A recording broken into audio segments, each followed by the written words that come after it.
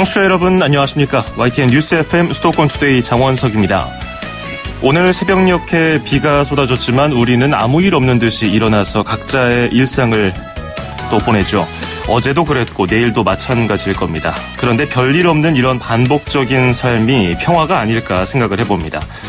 팔레스타인 가자 지구에서는 연일 싸움이 커지고 소중한 목숨이 사라지고 있습니다. 북한은 한미 공군의 맥스 언더 훈련을 비난하면서 오늘 열릴 예정이던 판문점 고위급 회담을 취소했습니다. 평화란 뭘까요?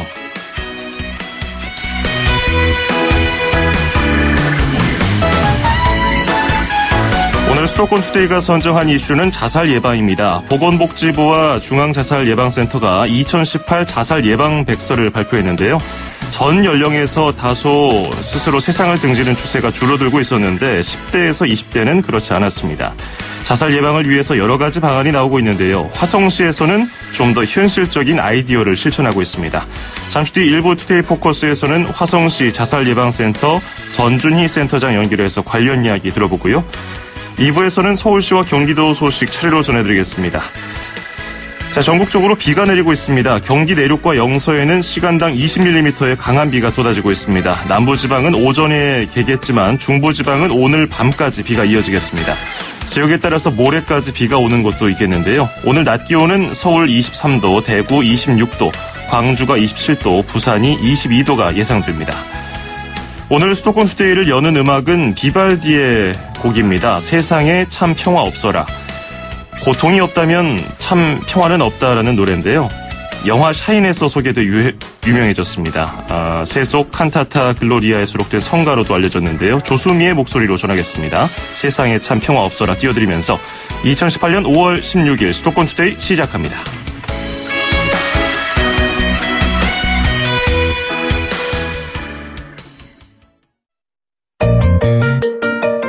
음악과 수도권 뉴스가 한방에 수도권 전문 방송 수도권 투데이.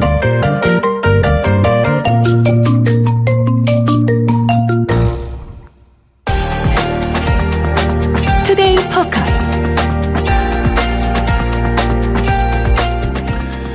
경기도 화성시에 있는 한 마을에서는 평소에 진열대에서 쉽게 볼 수 있던 번개탄을 볼 수 없다고 합니다. 숨겨놓거나 아니면 보관함에 넣어놓는다고 하는데요. 게다가 번개탄을 사는 사람에게는 어디에 쓰시려고 하나요? 라고 물어보고 또 이상한 낌새를 감지한다면 화성시 자살예방센터로 연락을 한다고 합니다. 이런 사업을 시작한 이후에 해마다 화성시에서 관련 자살 시도자들이 줄더니 지난 1월 이후에는 한 명도 없었다고 합니다. 화성시 자살예방센터 전준희 센터장과 관련 이야기 해보겠습니다. 센터장님 안녕하세요. 네, 안녕하세요. 전준희입니다. 네.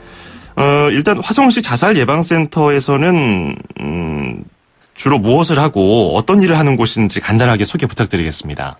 네, 저희 화성시 자살예방센터는 그 화성시 정신건강복지센터 부설로 운영이 되고 있는 곳이고요. 네. 화성시에서 직접 운영을 하고 있습니다. 그래서 화성 시민들의 정신건강과 그리고 이제 정신건강으로 인한 어려움으로 인해서 어떤 자살을 생각하거나 이런 분들을 상담하고 또 지역사회 주민들이 정신건강에 대한 인식들을 높이기 위한 이런 사업들을 하고 있는 곳입니다. 예.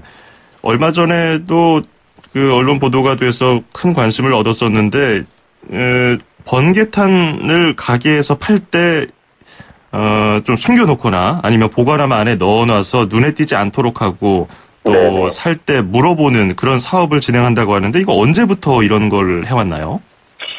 저희가 이 사업을 한 지는요, 지금 한 4년 정도 되고 있습니다. 그렇군요. 네. 근데, 예. 워낙에 이제 번개탄을 이용한 자살이 이제 증가하고 있는 추세여서, 그래도 이제 지역에서 이런 사업을 시범 사업으로 운영을 하고 있는 거죠. 그렇군요. 4년 정도면은 꽤 시간이 흘렀고 그에 대한 어떤 결과, 성과 이런 것도 드러났을 것 같은데 구체적으로 어떤 사업입니까? 이게 어떤 식으로 진행이 되는지도 좀 설명을 해주시죠. 이 사업은 뭐 사실 저희가 이제 뭐 전 세계적으로 처음 하는 사업은 아니고요. 예. 이제 아시아에 가까운 홍콩에서 이전에 유사한 사업들을 했던 경험이 있습니다. 그래서 이제 저희 우리나라도 번개탄을 이용한 자살이 증가하면서 저희도 이 사업을 시작하게 됐는데, 예. 보통 이제 자살을 생각하시는 분들이 번개탄을 이제 그 주변에 있는 가게에서 구입을 하잖아요. 근데 이제 보통 저희가 고기를 구워 먹거나 뭐 캠핑하기 위해서 번개탄을 살 때는 뭐 스스럼 없이 번개탄을 구입하죠. 예. 근데 이제 자살을 생각하는 분들은 아무래도 좀 본인의 마음에 거리낌도 있고 다른 사람들의 시선도 좀 의식하게 돼서 번개탄이 이렇게 진열되어 있지 않으면 잘 물어보지 못하고 쉽게 구입하지 못한다는 점에서 저희가 착안을 했습니다. 그래서 현재 번개탄을 판매하고 있는 가게에서 번개탄을 아예 팔지 못하도록 하는 것이 아니라 예. 드러내놓고 판매하지 않도록 하도록 권장하는 캠페인을 시작하고 있는 겁니다. 그러니까 사고자 하는 사람이 꼭 물어봐야 번개탄을 내줄 수 있는 그런 구조를 만들었네요, 거의. 그렇습니다. 예. 그럼 가게 주인들한테도 어떤 일정의 교육하나요? 네, 그렇습니다. 저희가 사실 이 사업을 첫 해에는 8개 가게가 이제 참여를 해주셨는데요. 예. 점점 늘어서 지금 40개 정도 가게가 참여를 해주고 있어요. 그런데 이제 저희가 이 사업을 하면서 가게 주인분들을 만났는데 굉장히들 이 사업에 대한 취지를 많이 공감해 주셨어요. 그리고 이제 몇몇 분들은 그 전에 왔던 어떤 사람은 정말 마음에 걸렸었다. 네, 그런 얘기도 하셨고. 하지만 이런 사업들을 하게 돼서 이제는 번개탄을 사러 오는 사람들이 좀 의심이 될 경우에는 번개탄 어디에다 쓰시려고요? 라고 하는 질문들을 예. 당신들이 할 수 있게 되었다라고 말씀을 하시더라고요. 그래서 저희가 어떤 분들은 이미 그런 마음의 준비가 되어 계셨던 분들이 많이 계셨고 또 이거에 대한 인식이 없었던 분들은 저희가 이 사업의 취지를 잘 설명을 드리는 이런 시간들을 갖기도 합니다. 이 사업에 참여하는 가게들 그 문 앞에다가 이게 간판인가요? 스티커인가요? 이런 번개탄 판매 개선 캠페인 생명사랑 실천 가게. 저희 가게에서는 번개탄을 구매 시 직원에게 직접 물어보고 구매를 하셔야 됩니다 하면서 화성시 자살예방센터 로고도 붙어 있고요. 이런 표시가 있는데 그러면 실제적으로 주인들이 그 번개탄을 구매하는 사람들에게 번개탄 어디다 쓰시나요? 라고 물어보기도 하고 혹시나 좀 아까 말씀해 주셨지만 그냥 놀러 가는 사람들은 뭐 그냥 사고 고기도 사고 김치도 사고 해서 아무렇지도 않게 사는데 뭔가 낌새가 좀 이상하다 하면은 주인들이 어떻게 합니까? 물어보시는 거죠. 그래서 실제로 그 번개탄이랑 막 술하고 막 이런 것들을 이제 사러 오셨던 분이 계셨어요. 근데 이제, 사장님이 보실 때 좀 의심이 돼서, 그분한테, 번개탄 어디에다 쓰시려고 그래요? 하면서 이제 걱정이 되셔가지고, 저희 센터에 연락을 주셨던 사례도 직접 있었고요. 그래서 저희가 이제 가서 그분을 이제 만나 뵀는데, 정말 먹을 게 집에 하나도 없는 상태였고, 또 남자분이셨는데, 너무 이제 본인의 삶에 대한 어떤 수치심 같은 게 들고 이래서 자살을 생각해서 이제 번개탄을 사러 갔던 거였어요. 근데 그 계기를 통해가지고 이분이 이제, 저희 시에 있는 복지 서비스에 연결이 되고, 보건 서비스에도 연결이 돼가지고, 당장 그날 저희가 쌀도 갖다 드리고, 또 이분이 일할 수 있는 취업 상담도 들어가게 되어서 이분이 지금은 일도 하시면서 잘 지내고 계세요.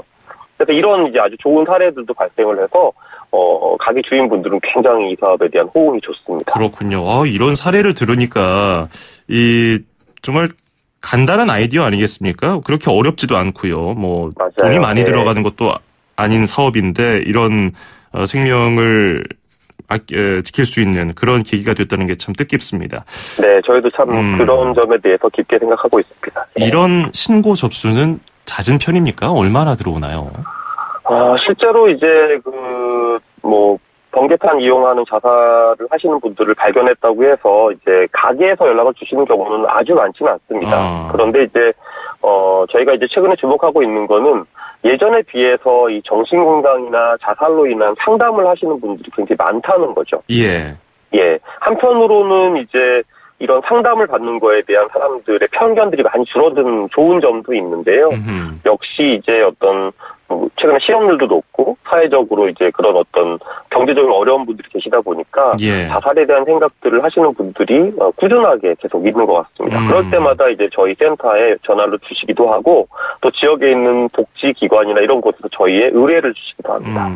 인식도 많이 변한 것 같아요. 이렇게 힘들 때는 혼자서 끙끙 앓던 그런 사회적인 분위기가 좀 강했다면 요즘에는 도움도 요청하고 이런 맞습니다. 홍보가 네. 그래서 중요한 것 같은데 네네. 그럼 실제로 가게에서 번개탄을 구입할 때 주인들이 어디다 쓰냐고 물어보는 이런 사업을 진행함으로써 화성시에서는 어떤 효과를 좀 봤다고 그런 통계 자료가 있습니까? 예, 저희가 이제 사실 이 번개탄 판매 개선 캠페인을 저희 화성시 전 지역에다 실시하고 있지는 않고요. 예. 이제 특정 지역인 그 한 지역의 시범 사업으로 운영을 하고 있는데 그 지역에서의 번개탄 자살 시도가 굉장히 감소했다는 게 이제 저희 그 통계에서 볼 수가 있는데 보통 이 번개탄 자살 시도는 저희가 화성시 소방서나 이런 데 통해서 이제 그 출동 횟수를 통해서 이제 파악을 할 수가 있었는데요. 예. 그 이 시범 지역이 아닌 전 지역에서의 번개탄 자살 시도 횟수가 한 30회 이상이 발생을 했습니다. 2014년도에는 한 10회 후반 정도, 한 16회 정도 됐었는데 2배 가까이 늘었어요. 그런데 이 시범 사업을 하고 있는 지역은 그 2014년도에는 한 4건 정도가 발생했었는데 2017년도에는 한 건도 발생하지 않았습니다. 그러니까 보통 저희가 이 시범 사업을 하고 있는 지역이 다른 지역에 비해서 뭐 경제적으로 이렇게 좋다거나 그 자살률이 높지 않았던 지역이 아니거든요. 그런 거에 비해서는 굉장히 이 자살 시도 자체가 많이 감소했다라고 볼 수 있죠. 그러네요. 번개탄 한 가지 물건에 대해서 이런 시범 사업을 했는데 확연하게 이런 결과가 드러나는 걸 보면은 다른 영역으로도 확대가 가능할 것 같다는 생각이 들긴 하거든요. 그래서 또 하나 여쭤볼 것이 생명 존중 그린 사업, 이런 그린 마을 사업을 시작해서 또 예방 효과를 봤다고 하는데 여기서는 또 농약 보관함이 있네요. 이것도 비슷한 취지인가 보죠? 네, 맞습니다. 이 사업은 저희가 2010년부터 이 번개탄 사업보다 좀 더 일찍 시작했던 사업인데요. 이 농촌에서는 이제 농약을 사용한 자살이 많지 않습니까? 그래서 이제 농약을 좀 안전하게 보관해서 사용하실 수 있도록 농약 안전 보관함을 배포하는 사업을 실시했습니다. 그래서 이 농약 안전 보관함이 보통 하나에 한 20만 원 정도 이제 소요가 되는데요. 이 사업은 이제 한국자살예방협회랑 생명보험사회공헌재단에서 지원을 받고 또 화성시에서도 예산을 투입해서 이 안전 보관함을 배포했는데 이 보관함을 사용한 마을들이 자살률이 줄어들더라고요. 그래서 물론 이제 농약으로 인한 자살을 생각하는 분들이 어르신들이 많으신데 농약을 쉽게 이제 열어서 사용하지 못하도록 하는 취지도 있지만 결국에는 마을을 생명 존중 마을로 만들어서요. 마을의 어떤 공동체의 인식들을 높이는 것도 이 사업의 취지입니다. 그래서 우리 마을이 자살이 없는 마을이 되어야 된다라는 그런 주민들의 공통된 인식을 끌어내는 사업이기도 합니다. 예, 그런 분위기를 조성하고 한 번쯤 그런 분들이 더 본인에 대해서 되돌아보고 힘을 얻을 수 있는 그런 기회가 됐으면 좋겠는데요. 뭐 화성시에서는 이런 특색 있는 또 사업들을 벌이고 있는데 다른 지역들도 여러 가지 사업을 하고 있지만은 지역 특색, 방금 말씀하셨지만 어르신들이 많은 지역, 그리고 뭐 젊은 층들이 많은 지역, 그리고 농촌이 아는 도시 지역은 다 또 다른 정책이 필요할 수도 있을 텐데 지역별로 또 원인도 좀 다를 것 같기도 해요. 네, 그렇습니다. 네, 그래서 이제 저희들도 그 점에 되게 주목을 하고 있고, 그래서 이제 최근에 이제 정부에서 추진하고 있는 자살 예방 국가 행동계획에 따르면 지역 특성에 맞는 자살 예방 사업들 추진하라는 이런 이제 그 권고를 많이 하고 있습니다. 그래서 이제 저희도 저희도 화성도 이제 도농복합 지역이다 보니까 농촌 지역의 자살의 특성이 다르고 도시 지역의 자살의 특성이 다릅니다. 그래서 거기에 맞는 사업들을 추진하고 있는데요. 아까 말씀드렸던 생명존중 그린마을은 농촌 지역의 대표적인 자살 예방 사업이고요.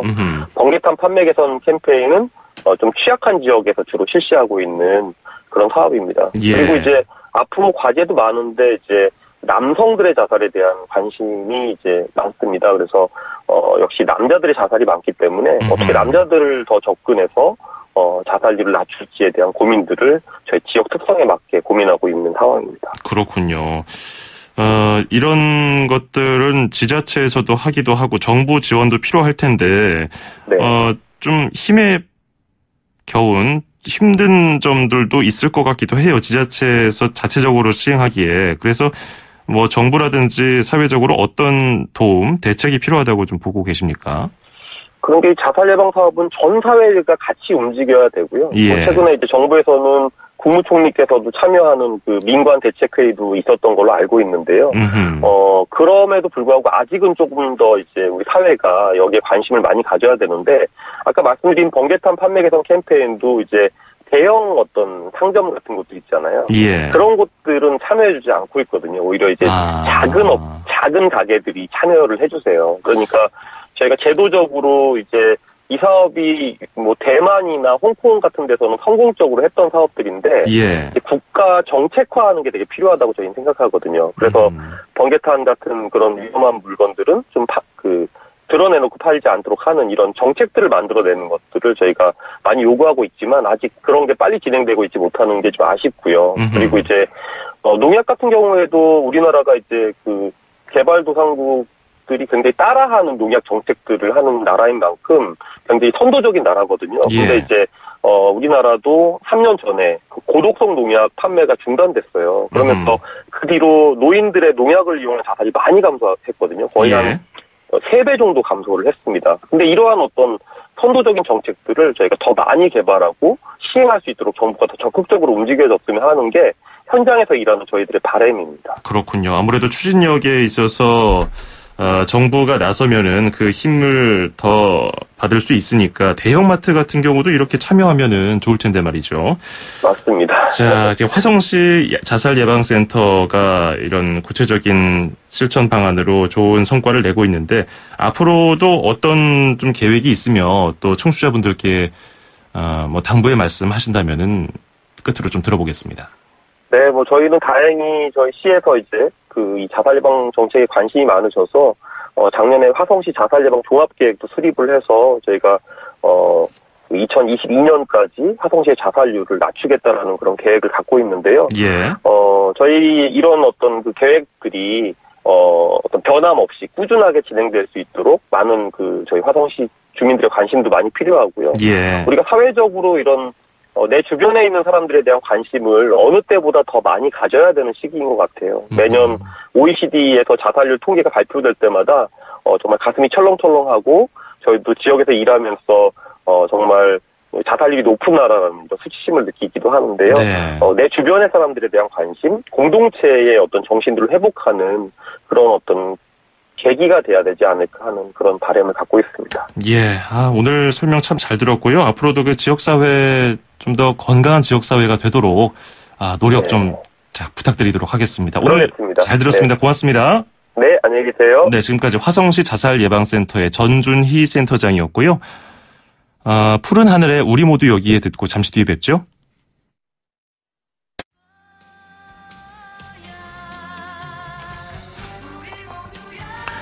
FM 94.5MHz YTN 뉴스 FM 수도권 투데이 듣고 계시고요. 저는 아나운서 장원석입니다. 푸른 하늘에 우리 모두 여기에 들으시면서 1부 여기서 마무리하고요. 잠시 뒤 2부에서는 서울시 그리고 경기도 소식 차례로 전해드리겠습니다. 잠시 뒤에 뵙죠. 2,500만 수도권 청취자를 위한 모든 소식이 한자리에 YTN 뉴스 FM 수도권 투데이. 서울, 경기, 인천 찍고 수도권 정부의 핵심이 바로 여기에 수도권 행정탐방. 수도권 행정탐방 오늘은 서울시 소식 들어보겠습니다. 주택정책과 주택정책팀의 최현정 팀장 연결하겠습니다. 안녕하세요.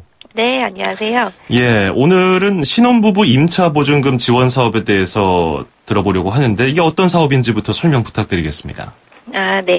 최근 청년들이 주거비 부담 등의 이유로 결혼을 주저하고 있다는 조사 결과가 발표된 적이 있는데요. 네. 이 조사 결과에 따르면 평균 결혼 비용은 무려 2억 3천만 원이고 이 중 70%가 주거비 부담 때문이라고 합니다. 그래서 당장 모든 신혼부부의 주거 문제를 좀 해결할 수는 없지만 조금씩 해결하고자 하는 첫 걸음으로 저희가 이제 신혼부부 임차보증금 지원 사업이라는 것을 좀 시행하게 됐습니다. 본 사업은 소득 대비 높은 주거비 부담을 완화하기 위해서 임차보증금을 대출을 해주고 그 이자의 일부를 서울시에서 좀 대납해주는 신혼부부 주거지원 정책이 되겠습니다. 네.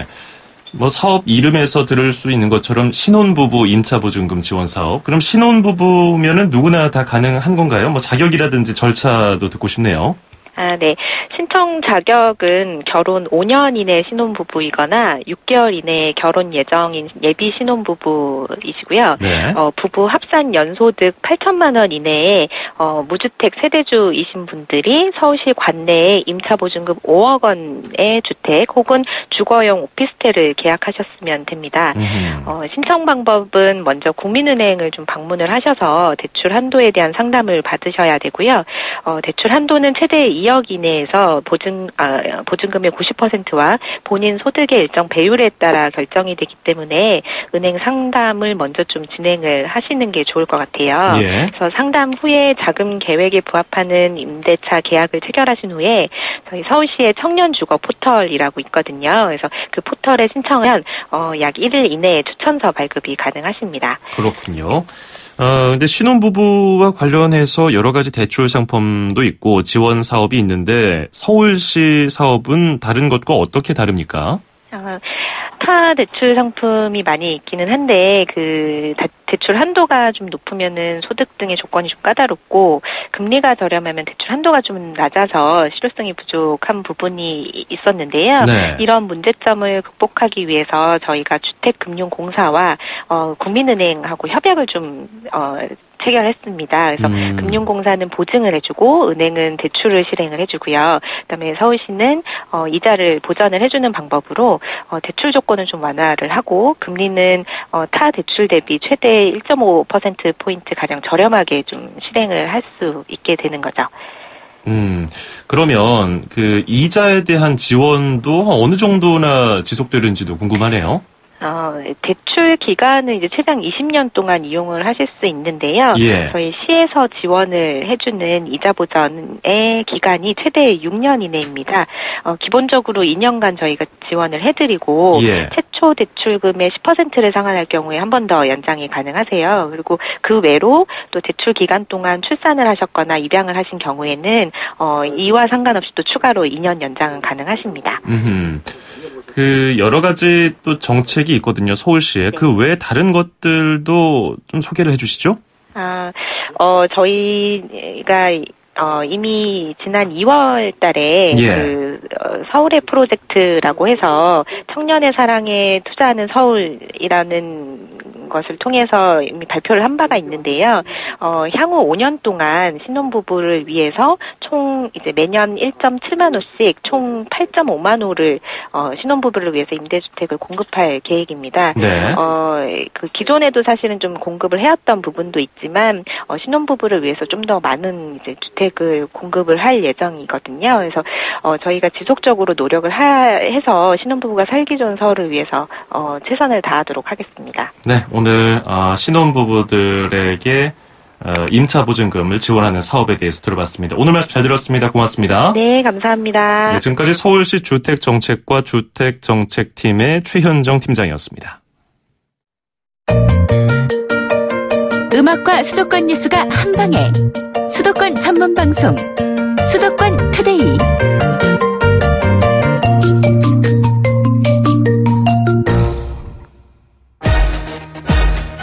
출입처 기자들의 수첩을 살짝.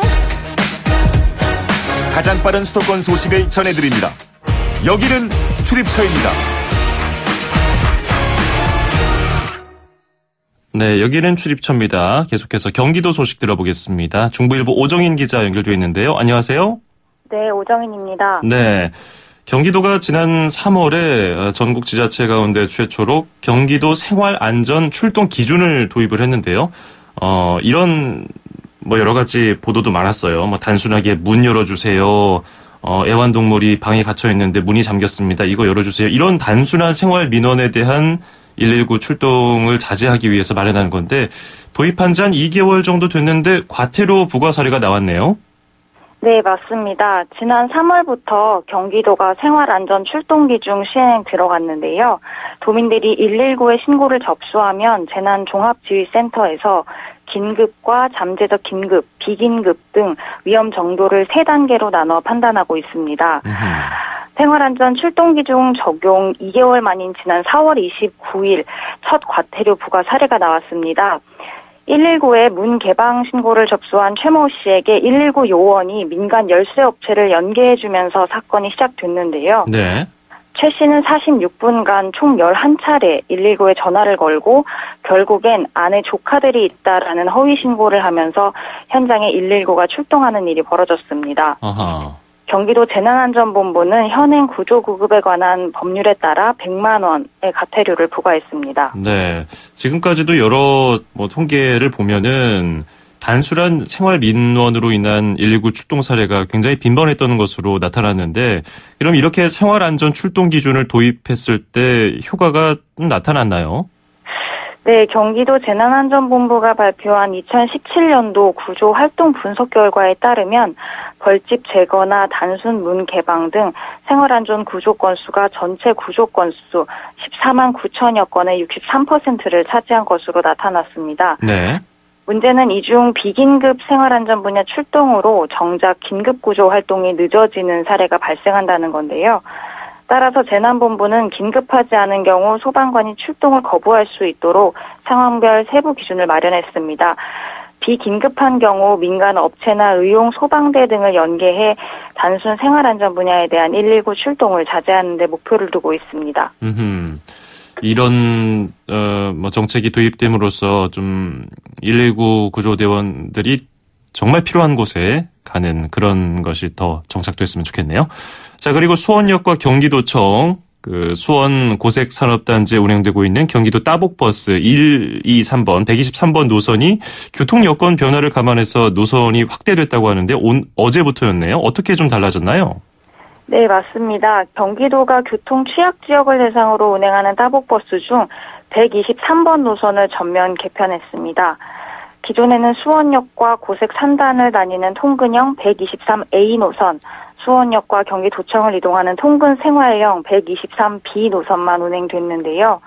최근 호메실지구 개발과 인구 유입 등 교통 수요가 증가함에 따라 기존 노선을 비롯한 생활형 123C 노선, 그리고 새벽 출근형 123D 노선을 마련했습니다. 123C 노선은 낮 시간과 야간에만 운행되고 호메실지구를 출발해 웃거리 마을, 수원역, 경기도청까지 운행됩니다. 네. 123D 노선의 경우 이른 새벽 출근하는 도민들을 위한 것인데요. 오전에 단 한 대만 운행되며 수원 외곽인 당수동과 입북동 등을 거쳐 수원역을 잇는 노선입니다. 자, 그리고 취업을 준비하는 구직자들이 취업 전에 가장 큰 어려움으로 꼽은 것이 경제적 부담이었다는 설문조사 결과가 나왔다고 하는데, 당연할 수도 있겠습니다. 여러 가지 스펙 쌓으려고 학원비도 들고 또 일반 생활비도 드니까 그럴 수밖에 없을 것 같은데, 이에 따른 도 차원의 대안도 마련할 것이 필요할 것으로 보이는데요. 네, 경기도 일자리 재단이 지난 4일부터 10일까지 경기도 고용지원 플랫폼 자바바 홈페이지를 이용하는 구직자 5,315명을 대상으로 진행한 설문조사 결과를 발표했습니다. 응답자들의 47%가 취업 준비 시 가장 힘든 점으로 경제적 부담을 꼽았습니다. 주위의 시선이라는 응답이 18%, 스펙 관리라는 응답이 14%인 점을 감안하면 경제적 부담이 매우 높은 편입니다. 이 같은 상황에 응답자의 62%가 면접비를 받아본 적이 없다고 답했는데요. 가장 적정한 면접비에 대해서는 3만 원 이상, 4만 원 이하라는 응답이 38%로 가장 많았습니다. 거리에 따라 차등 지급해야 된다는 응답자는 19%로 나타났습니다. 경기도 일자리재단은 구직자들이 경제적, 정신적으로 어려움을 겪는 것으로 분석하고 이들의 문제를 해결할 수 있는 방안 마련에 나선다는 방침입니다. 예, 세대별로 각자 다 어려움이 있지만 취업 준비하는 분들 참 고생 많죠. 힘내시기 바라겠습니다. 오늘 또 비가 와서 눅눅한데요. 공부하는데 힘들겠네요. 자, 오늘 말씀 여기까지 듣죠. 고맙습니다. 네. 네, 지금까지 중부일보 오정인 기자였습니다.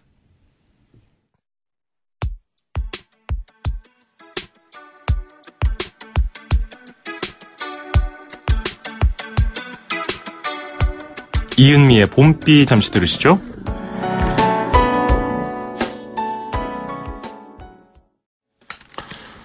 네, 5월 16일 수도권 수대위 여기서 마치겠습니다. 끝으로 BJ 토마스의 Raindrops Keep Falling on My Head 띄워드리면서 인사드리죠. 전 내일 아침 9시 10분에 뵙겠습니다. 빗길 운전 조심하시고요. 즐거운 하루 보내십시오. 아나운서 장원석이었습니다. 고맙습니다.